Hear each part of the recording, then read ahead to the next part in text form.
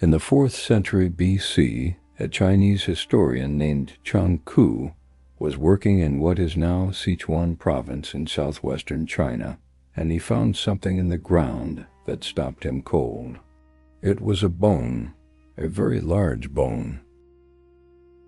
Chang Ku was a careful man and a learned man, and he had read everything that existed in the Chinese scholarly tradition about the natural world, and he looked at that bone and he made a note in his records that would survive for more than 2,000 years.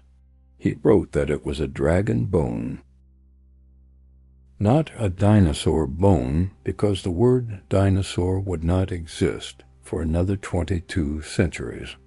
Not a fossil, because the concept of fossilization was not yet something anyone had fully articulated. Just a dragon bone sitting in the ground in Sichuan, waiting for someone to find it.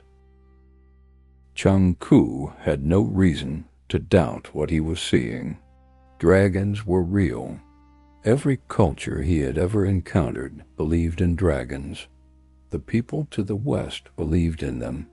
The people to the north believed in them. The people across the ocean believed in them. And here was the bone of one right in the dirt at his feet. He wrote it down and moved on, and the bone sat in a museum for years, and scholars argued about what animal it had actually come from, and the answer when it finally came was not what anyone expected. And that answer is where this story starts. Good evening, and welcome back to History for Sleep. Tonight, we are stepping into one of the great blank spaces of our past. But before you drift off to sleep, I have a quick question for you. Today, popular stories show us petrified dragon eggs given as wedding gifts, turning these fearsome creatures into loyal companions. But why do you think ancient cultures all over the world, separated by vast oceans, genuinely feared and dreamed up the exact same monster long before any of these tales existed? Share your theory in the comments, and if you enjoy these quiet journeys, please like and subscribe. Now, dim the lights, let your shoulders soften, and let your breathing slow. Let's begin. To understand why every culture on Earth has a dragon story, you first have to understand what the oldest dragon actually looked like, because it was not what you are picturing. The oldest dragon we have a name for, and a physical description of, and a surviving image of is not the fire-breathing winged beast of European medieval imagination, and it is not the long, sinuous, cloud-riding serpent of Chinese mythology. It is something older than both of those and stranger than both of those, and it has been sitting in a museum in Berlin for the better part of a century waiting for people to pay attention to it. It is called the Mashusu. The word comes from the Sumerian language, and it means furious snake, or possibly awesome snake, depending on which scholar you ask, and the Mashusu appears in cuneiform texts from ancient Mesopotamia, dating to the 2nd millennium BC, which means it is at least 4,000 years old, and possibly older than that, because the texts we have are copies of earlier texts that no longer exist. The Mashusu was the dragon of Marduk, who was the chief god of Babylon, and its image was carved in glazed blue and yellow brick on the Ishtar Gate of Babylon, which was built by King Nebuchadnezzar II around 575 BC. The gate itself was dismantled in the early 20th century and reassembled in Berlin, and today you can walk through the Pergamon Museum and stand in front of a Mashusu carved 4,500 years ago, and look at it and understand immediately why people were afraid of it. because the Mashushu is not one animal. It is three animals at once. It has the scaled body of a serpent, the forelegs of a lion, the hind legs of an eagle, and a long tail tipped with a scorpion stinger. Its head is a snake's head with two curved horns and a forked tongue, and it is depicted in motion mid-stride as if it is crossing the gate right now. Three animals, one creature, and that combination of three specific animals is the detail that matters most in this entire story. But before we get to why those three animals matter, we need to understand what the Mashushu was doing on that gate, because it was not decorative. The Ishtar Gate was the main ceremonial entrance to the city of Babylon, and it was the gate through which the New Year procession passed every spring, and it was the gate through which conquered kings were brought in chains, and it was the most visible symbol of Babylon's power that existed in the ancient world. And on that gate, along with bulls representing the storm god Adad, were rows of Mashushu dragons representing Marduk. Marduk needed a dragon for a specific reason.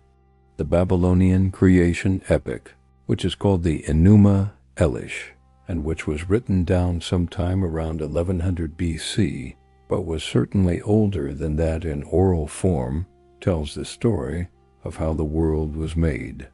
And the story begins with a dragon. Her name was Tiamat.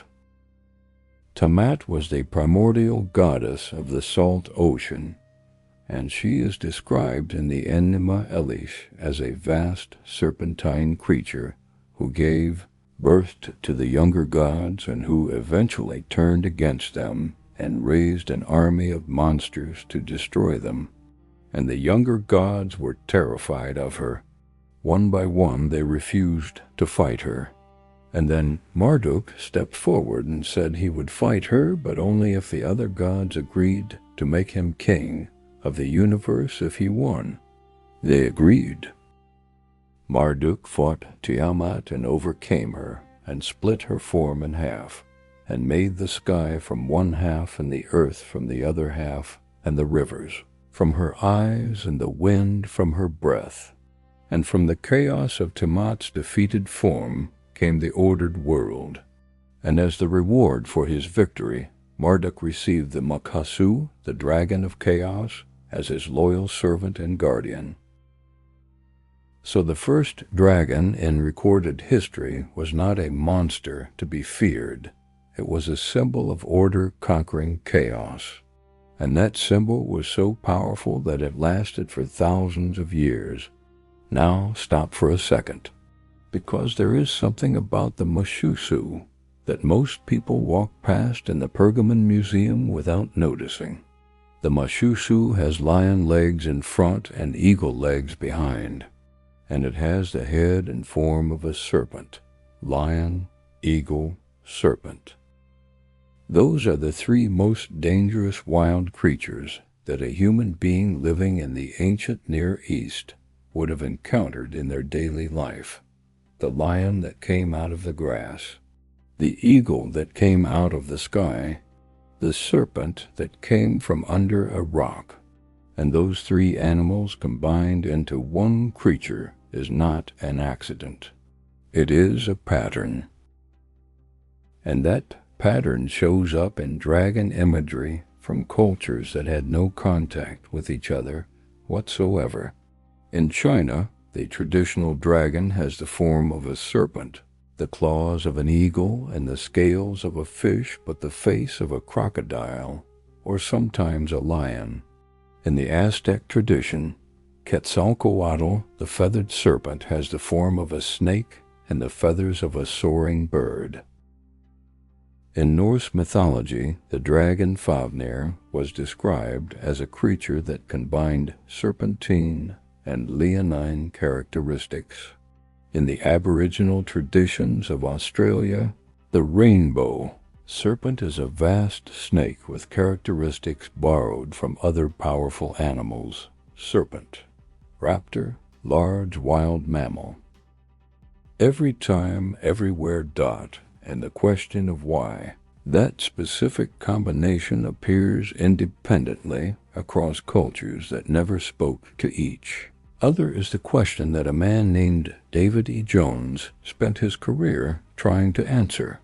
But before we get to Jones, we need to talk about the bones.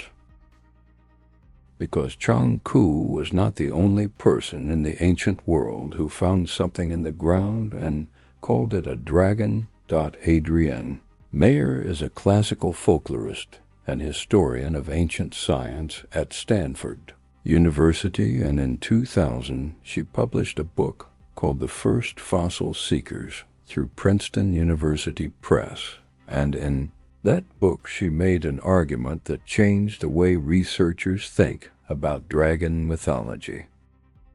Mayer argued that many of the dragon and monster myths of the ancient world were not purely imaginary. They were based on bones. The ancient Greeks and Romans were not people who sat in libraries and invented monsters.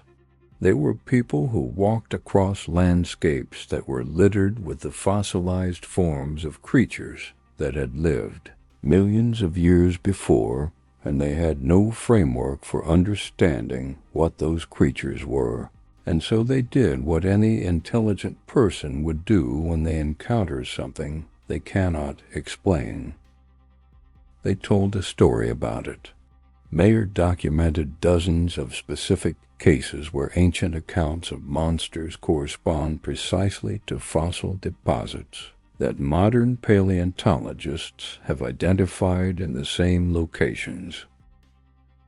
The giant bones that the Greeks described finding at the site of various mythological battles turned out, in several cases, to be the forms of extinct giraffes and prehistoric rhinoceroses and early mastodons, all of which were abundant in the Mediterranean region millions of years ago, and whose massive bones were being exposed by erosion and construction throughout the ancient period.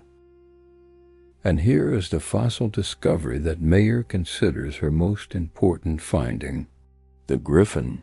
The griffin is not a dragon exactly, but it is the closest relative of the dragon in the ancient Greek tradition, and it has been part of Greek mythology since at least the 7th century BC. The Greeks described the griffin as a creature with the form of a lion and the head and wings of an eagle, and they said it lived in the far north and east, in the region beyond the Black Sea, in the land of the Scythians, and that it guarded deposits of gold in the mountains. In the late 1970s, Mayer started asking a question that nobody had asked before. What animal bones were actually available in the region where the Greeks said griffins lived? And the answer was Protoceratops. Protoceratops was a small ceratopsian dinosaur that lived in what is now the Gobi Desert, and it faded from existence 66 million years ago, and its bones are extraordinarily abundant in the Gobi, and they wither out of the sandstone naturally, and they have been doing so for millions of years, and they were doing so in antiquity, just as they are doing so today. Mayer pointed out something that becomes obvious the moment you look at a Protoceratops skeleton next to an ancient Greek depiction of a griffin. The Protoceratops has a large beaked skull. The griffin has a large beaked head. The Protoceratops has 4 large clawed feet. The griffin has lion paws in front and eagle talons behind. The Protoceratops has a prominent frill at the back of the skull that could easily be interpreted as the base of wings. And the Scythian gold miners who worked the Altai Mountains at the foot of the Gobi Desert encountered these bones constantly, and they traded with the Greeks, and the stories they brought back about beaked creatures guarding the gold deposits of the mountains became, in the Greek tradition, the griffin. Mayer published her Griffin argument first in a 1993 paper in the journal Folklore, and then expanded it in the first Fossil Seekers, and the response from the academic community was substantial enough that Princeton has kept the book in print through multiple editions. Not everyone agrees with Mayer's Griffin thesis. A 2024 paper by Mark Whitten and Richard Hing in the Journal of the History of Collections argued that the visual similarities between Protoceratops and the griffin are not as strong as Mayer suggests, and that the geographic overlap between Protoceratops fossil sites and griffin mythology is less precise than Mayer's account implies. But even Whitten and Hing acknowledged that Mayer's broader argument that ancient peoples encountered fossils and incorporated them into their mythologies is well supported by the evidence, and that broader argument has a direct bearing on where dragon mythology came from.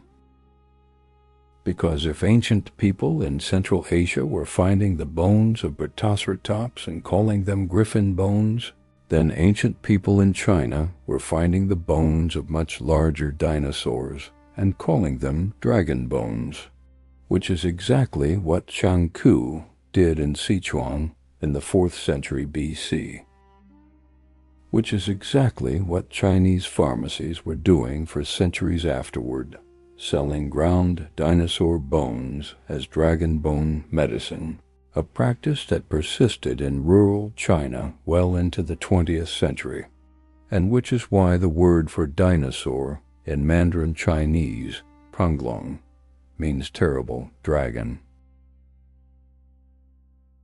In 1990, a primatologist named Lynn Isbell was sitting in the field in Kenya, watching a troop of vervet monkeys go about their day, when one of the monkeys suddenly made a very specific sound, and every other monkey in the troop froze, not in the general way that animals freeze when they sense danger. In a specific way, the monkeys that were in trees dropped to the ground. The monkeys that were on the ground ran into the bushes. Every animal in the troop moved in the same direction at the same speed, and disappeared into the undergrowth in under 3 seconds. Isbell looked to see what had caused the alarm. It was a python, a large one moving slowly through the grass about 20 meters from the troop. And what Isbell found interesting was not that the monkeys had fled from the snake. What she found interesting was that a few weeks earlier she had watched the same troop respond to an eagle passing overhead, and the response had been completely different. The monkeys had looked up and then moved into dense vegetation where the eagle could not reach them. And when a leopard had appeared on the edge of the clearing, the response had been different again. The monkeys had climbed to the high branches of trees where the leopard could not follow. 3 different wild creatures. 3 different alarm calls, 3 completely different escape strategies. The vervet monkeys were not just running away from danger. They were running away from specific dangers in specific directions, and the knowledge of which danger required which response was not something they had learned. It was something they were born with, and this is the observation that a man named David E. Jones built his entire career around. Jones was a professor of anthropology at the University of Central Florida, and in 2000 he published a book called An Instinct for Dragons through Routledge Press and the Central Argument. Of that book is one of the most compelling explanations for why dragons exist that anyone has ever proposed. Jones argued that the dragon is not a cultural invention. It is a biological one. His starting point was the vervet monkey research and studies of other primate species that showed the same pattern. Across multiple primate species, Researchers had documented innate recognition responses to 3 specific categories of wild creatures: large aerial threats, large constricting or venomous serpents, and large stealthy wild cats. The response to each was different, and the recognition of each appeared to be hardwired rather than learned, because infant primates who had never encountered any of these wild creatures showed fear responses to images of them. Jones then looked at dragon imagery from cultures around the world and asked a question that sounds simple but had never been properly asked before. What animals do dragons look like? And the answer across every culture he examined was the same 3 animals: serpents, soaring birds, large cats. The Mushusu of Babylon had the form of a serpent, the hind legs of an eagle, and the forelegs of a lion. The dragon of Chinese mythology had the sinuous form of a serpent, and the claws of a soaring bird, and the face of a crocodile, which is functionally a very large reptilian wild creature that overcomes by ambush from concealment, which is exactly what a large cat does. Pharsaelin Metinquetzalcoatl, the feathered serpent of Aztec and Maya tradition, combined a snake's form with the feathers and wings of a large soaring bird. The Norse dragon Fafnir was described in the Volsunga saga as a creature that combined serpentine and leonine features, and that could overcome with its breath, which Jones connected to the terrifying invisibility of airborne threats like the hawk that drops out of the sky before the target has any warning. Jones wrote in An Instinct for Dragons that the dragon is an expression of deeply etched patterns of recognition and response to 3 major wild creatures, honed among arboreal primates for millions of years, and that when our ancestors came down from the trees and began living on the open ground, those 3 separate threat responses merged into a single generalized wild creature category, and the culturally expressed form of that merged category is the dragon. Now stop. He is saying that the human brain, after millions of years of evolution in environments where those 3 wild creatures were the primary causes of passing among our primate ancestors, developed an instinctive threat detection pattern that combined features of all 3 into a single recognized category of danger. And that when human beings began making art and telling stories, the creature they drew from that instinctive threat category looked like a dragon. Every time, everywhere. A researcher named Martin J. Rees reviewed Jones's book in the journal Current Anthropology in 2001 and described the central argument as elegant, and said it provided the most parsimonious explanation for the cross-cultural universality of dragon imagery that had yet been proposed. Parsimonious is a scientific term that means it explains the most with the least assumptions, and the least assumption in Jones's theory is one that is supported by decades of primate behavioral research. Humans are primates, and primates are afraid of snakes and eagles and large wild cats in ways that go deeper than experience. But here is where the story gets more interesting. Because Jones's theory explains why dragons look the way they look, but it does not fully explain why dragons behave the way they behave. And the behavior of dragons across cultures is just as consistent as their appearance. Dragons live in dark places, caves, deep water, mountain reaches, dense forests. They guard something valuable, usually gold or treasure or a princess or sacred knowledge. They breathe fire or poison, and they are defeated by a hero, usually a young man, usually alone, usually after a period of preparation or ritual. That pattern appears in the Babylonian Enuma Elish. It appears in the Old English Beowulf. It appears in the Greek myth of Cadmus, who overcame a dragon to found the city of Thebes. It appears in the Norse legend of Sigurd overcoming Fafnir. It appears in the Chinese story of the Yellow Emperor's confrontation with a dragon lord. It appears in the Aztec myth of the hero twins who defeated the underworld lords.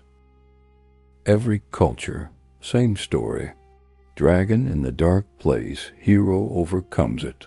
Civilization is founded, or treasure is recovered, or order is restored. Joseph Campbell, the American mythologist who wrote The Hero with 1,000 Faces in 1949, argued that this pattern was an expression of what he called the monomyth, the single story that underlies all human mythology, and that the dragon represented the forces of chaos and the unconscious that the hero must confront and overcome in order to achieve maturity or found a civilization. Campbell was drawing on the work of the Swiss psychologist Carl Jung, who had argued in the early 20th century that certain images recurred across all human cultures because they were expressions of the collective unconscious, a shared layer of psychological experience inherited from our deep evolutionary past. And what Jung and Campbell called the collective unconscious, Jones called evolutionary memory. Different language, same idea. The dragon is in us because the wild creatures that shaped us are in us. And here is a comparison that makes this concrete. In 2008, a team of researchers at the Max Planck Institute for Evolutionary Anthropology in Leipzig published a study examining whether human infants showed innate fear responses to images of snakes before they had any experience of snakes in their environment. The infants were between 6 and 12 months old.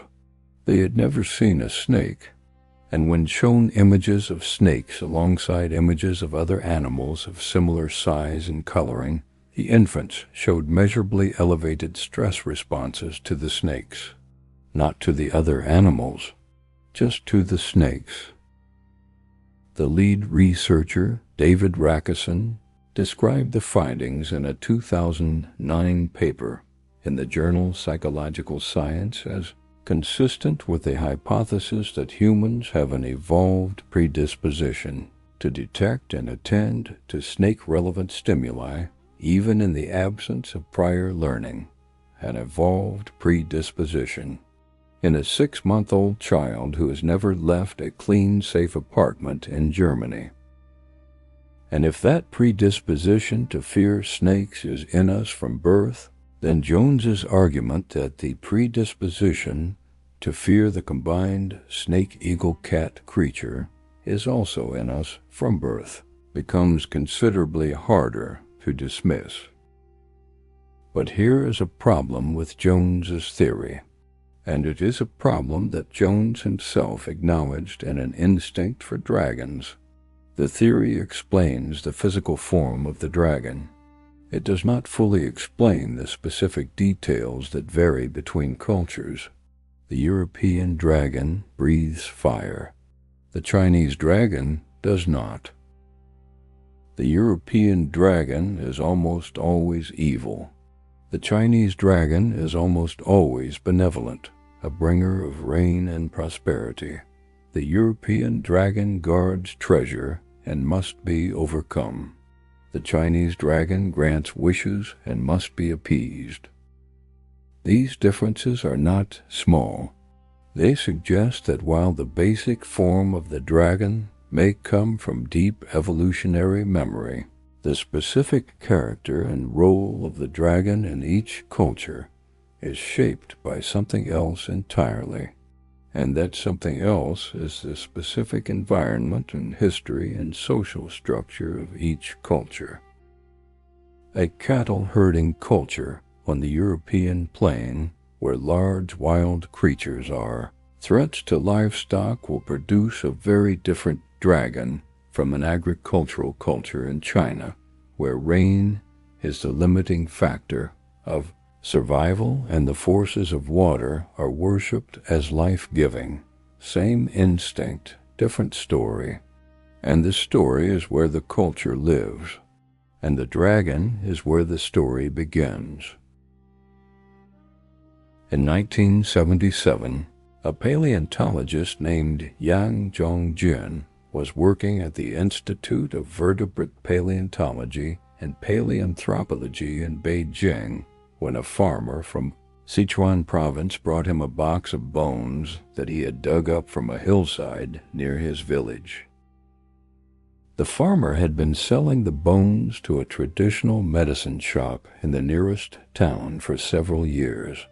The medicine shop had been grinding them into powder and selling the powder as dragon bone medicine, which was a standard item in Chinese traditional pharmacies and had been for centuries. Yang Zhongjian opened the box and looked at the bones and recognized them immediately. They were dinosaur fossils. Specifically, they were the partial forms of a sauropod dinosaur, a long-necked herbivore that had faded from existence approximately 160 million years ago. Yang later wrote in a 1978 paper published by the Institute that the farmer had been entirely correct, in the most literal sense, to call them dragon bones, because in the Chinese scientific tradition dating back to Changku in the 4th century BC, that is exactly what they were, and the medicine shop had been right too, in a different sense.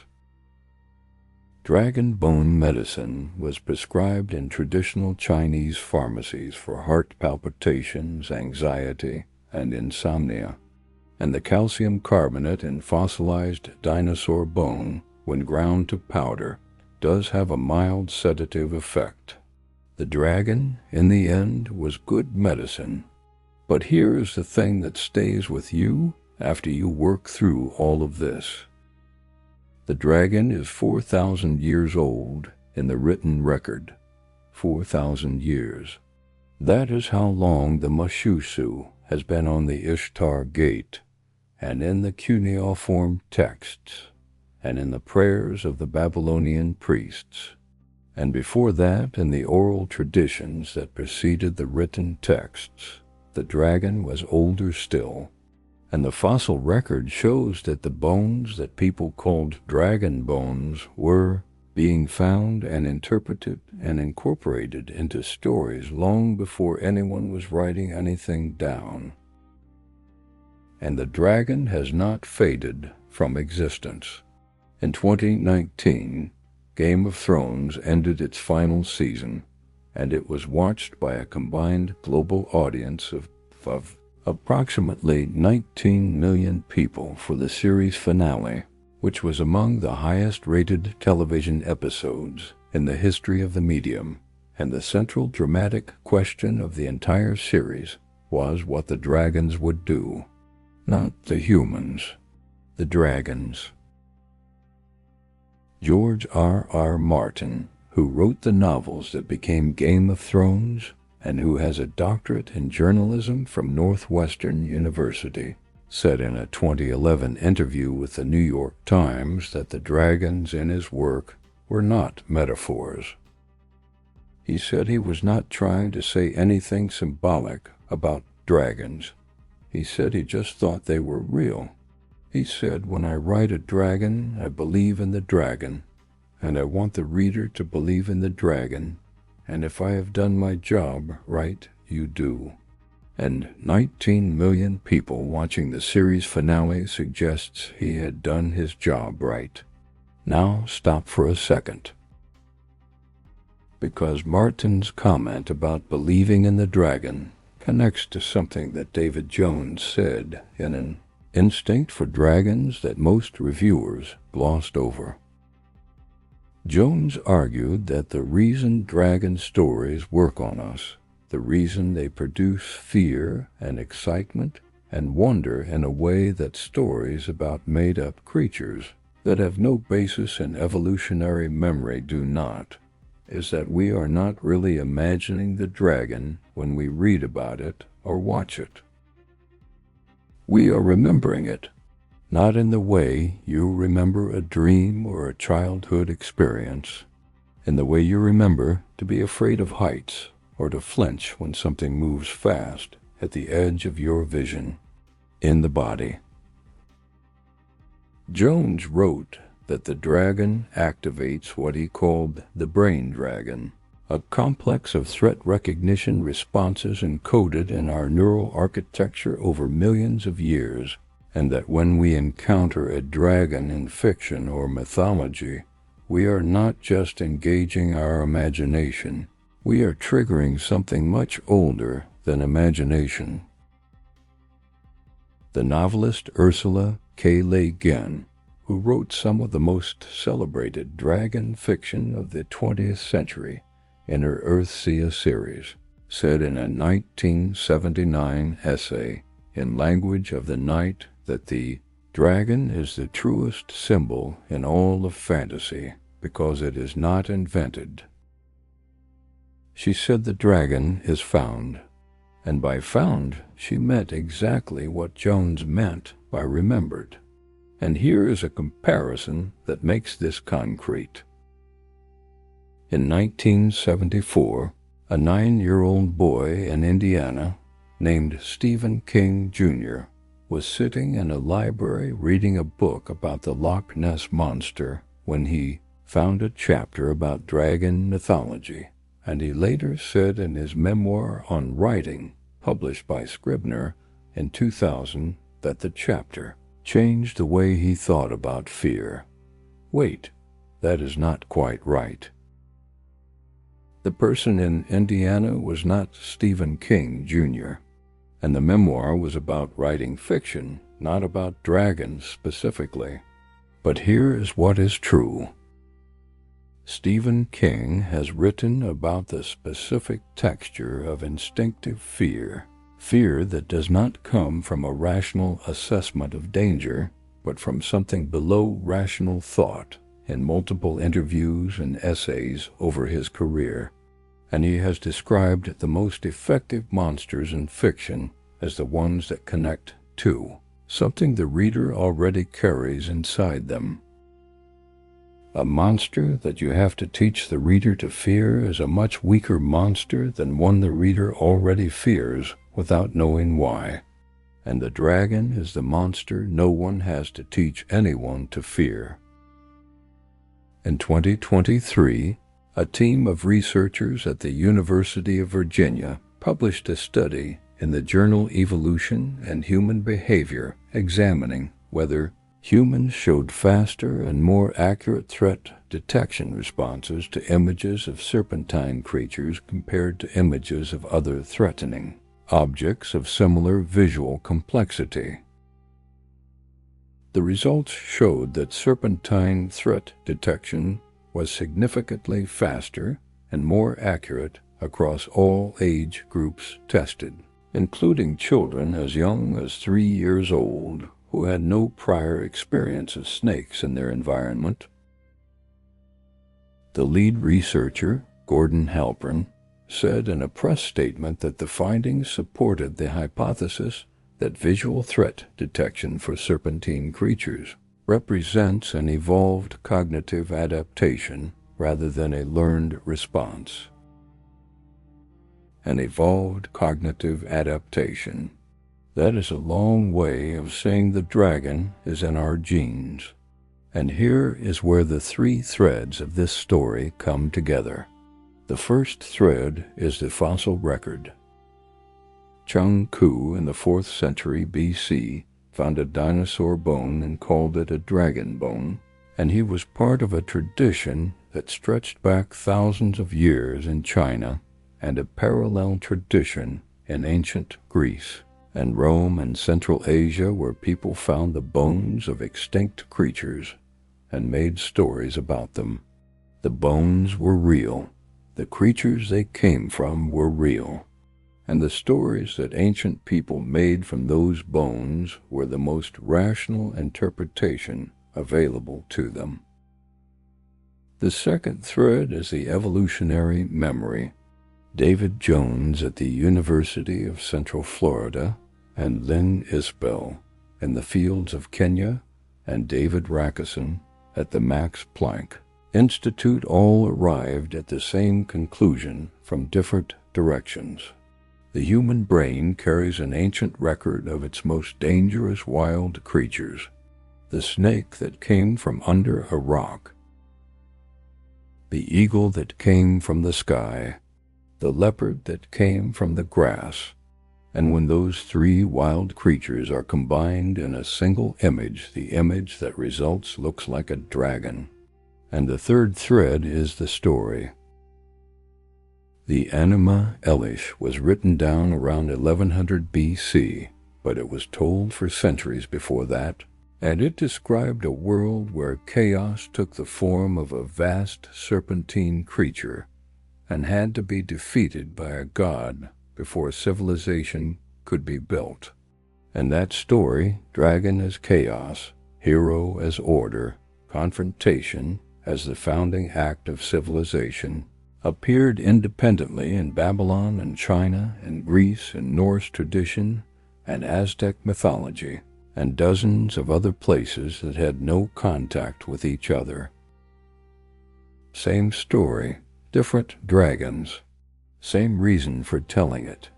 Because the dragon story is not really about a dragon. It never was. It is about the thing that lives in the dark place that you have to go into before you can come back out changed. The cave, the deep water, the mountain reach, the forest at night. Those are the places where the dragon lives in every tradition, and those are exactly the places where, for millions of years of human evolution, the leopard and the eagle and the python were waiting. And the story of the hero who goes into that place and faces what is there and comes back out with something valuable, with treasure or wisdom or a bride or kingdom, is the story of every human being who has ever had to do something terrifying, which is every human being who has ever lived. And the dragon is what waits in the dark, and we put it there, out of memory, out of fear, out of the long, slow accumulation of everything that ever tried to overcome our ancestors in the night. And it is a history that deserves to be remembered. So that is the story of the dragon, a creature that never existed and has never stopped existing. 4,000 years ago, a Babylonian king built a gate covered in dragons to tell the world that his God had defeated chaos. And the people who walked through that gate every day believed in the dragon the way they believed in the sun, not as a symbol, not as a metaphor, but as a real force in the world that had to be acknowledged and respected, and sometimes feared. And Chang Ku in Sichuan in the 4th century BC found a bone in the ground and wrote down that it was a dragon bone and moved on with his day. And he was right, not in the way he meant, but in the deeper way that matters. The bone belonged to a creature that the human brain had been afraid of for 100 million years before Chang Ku was born. Give or take, and the word he used for it was the right word. And somewhere in Kenya in 1990, a troop of vervet monkeys heard a sound and froze and ran in 3 different directions and told us something about ourselves that we had not fully understood before. And it is late now, and the dragon is old, older than Babylon, older than the fossil bones in the Gobi Desert, older than language. It is in the part of the brain that does not have words, the part that fires before thought, the part that makes you flinch when something moves at the edge of your vision in the dark. And if you are lying here now in the quiet and something moves at the edge of your vision, that is just the dragon. It has been there for a very long time. It is not going anywhere. Let your breathing slow down. Let your shoulders drop. The dragon knows you are here, and it has decided you are not interesting enough to target tonight, and that is good enough. I hope you enjoyed this episode of History for Sleep, and if you did, please go ahead and click that thumbs up button and leave a comment below, telling us which dragon from which culture you find most fascinating, and I read every comment, and I will be happy to respond. And if you know someone who likes falling asleep to forgotten history, please share this with them. And if you would like more stories like this one, all you need to do is subscribe to History for Sleep. Good night.